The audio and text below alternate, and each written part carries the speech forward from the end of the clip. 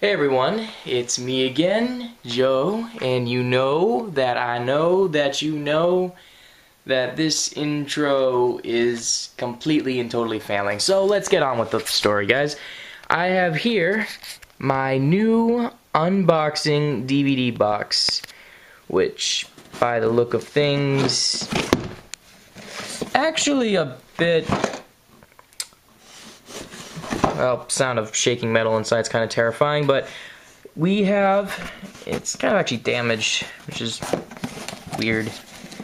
The looks of it actually looks like they might have been reusing boxes, because there's Amazon Prime stickers on the side, which, for not getting this from Amazon, is kind of interesting, but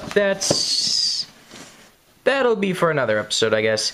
Anyway, I just ordered this online from this interesting seller who is supposedly supposed to have the, I want to say, rare movies they said they specialize in, and some of the unboxings they said they could be able to get like a lot of cool finds. By the looks of the box, I kind of question how legitimate some of them are, but yeah, let's just get to this anyway. So you can tell they're really legitimate by the way that they put just regular masking tape, plastic crap stuff all over the box. And, okay. And, oh my god. This is already looking like it's gonna be a good day. We got a package of movies right here. And, being a little bit of a film fan, I actually know... Oh my god, I actually know these, and this is a good find. Oh my god. Okay, so we got I Drink Your Blood, which was, God, when did this come out? I don't even think they're gonna put down here. 70, well, yeah, well, it says 70s, but, I'm not sure on the specific date. 1970s. This movie was one of the first, I think it was the first film to get an X rating under the guise of violence, which is funny because if you see on the back, this is just really crappy violent style thing. I've seen actually a lot more violent films from that era, but this is just it's awesome. You can't hate it because it's cheesy and because it's a grindhouse exploitation film, but it's not an Oscar nominee by any chance, but it's a just fun movie, just kind of like the last one I was talking about, the Gruesome Twosome. Night of the Creeps. I've actually not seen this movie yet. I've heard some interesting things about it. They said it was supposed to be a fun movie. But this is the director's cut, which means that it'll be an interesting night indeed. They said, 1980s, it was a cult classic by a lot of horror fans, so I don't know a lot about this one. I'm going to have to look more into that.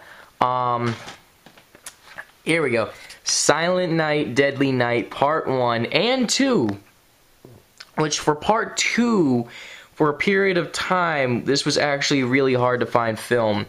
I remember this was for a while out of print. Yeah, that's the word for it. It was out of print, the second one. And the first one, interesting enough, was actually banned by a lot of theaters because people were saying... This was the first movie that had... Well, with the guy in the front in a Santa suit with an axe, and then you see in the back the guy, like, serial killer Santa type thing. And parents were trying to ban this movie, and got actually successfully banned from some theaters, and it didn't do too well at the box office, from what I understand, because they all thought it had an evil Santa, which is ironic, because all it was is a serial killer in a Santa suit. Well, deranged lunatic in a Santa suit. The guy wasn't even Santa at all, but that's the whole censorship fun thing. I can't stand censorship in that level. But the uncut, unrated version of the first film, the second one, not so much, but still awesome find. And then this is just gonna be a geek out moment for me because This is Madman. If you don't know about Madman, if you don't know about this edition, oh my god, it is the Anchor Bay edition of Madman. Now, if you don't know the story behind Madman, this movie was released on VHS and then DVD, but it went out of print. It went out of print for the longest time, and they, for a short period of time, this is the short period of time DVD that it came out, and they released it on, they didn't have a lot of features. They just had the trailer, the commentary, yada yada yada. But what happened was, with this movie, it went out of print again, and this was a good, what do you call that? A good production of it. They kept the film quality, all that stuff. They did another release of it recently, which has also gone out of print. And when they did that, if you can see on the back how it's blue, this movie, one of the biggest characteristics of all fans noticed from it is it had blue, it was blue print because it's exposure, that's the word. It was exposed kind of crappily, and it ended up creating a blue light source. So if you remember this movie, you remember it being very, very blue in color.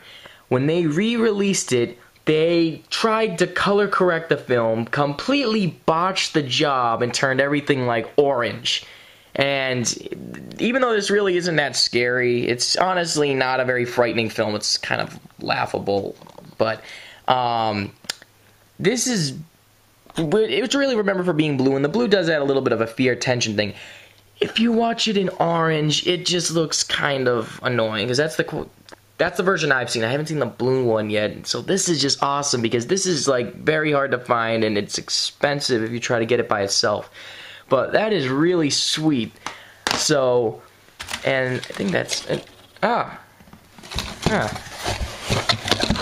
and a flash drive, because apparently movie shippers make mistakes too and put random flash drives in here.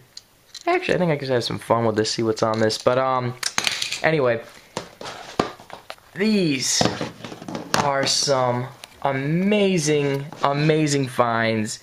Two of which, well, at least one of which is pretty damn rare to find. This, at least, was rare at one point. It probably will become rare again. Never seen this one. I want to actually check that out. And this may not presently be rare, but this is just an awesome movie. Not awesome great, but awesome just, yeah, awesome great, we're gonna call it that. But yeah, I think this is a good success, guys. So I'm gonna check these out. I'll probably see what's on this little fun thing right here. But till next time, I'm Joe, and have a good day, everyone.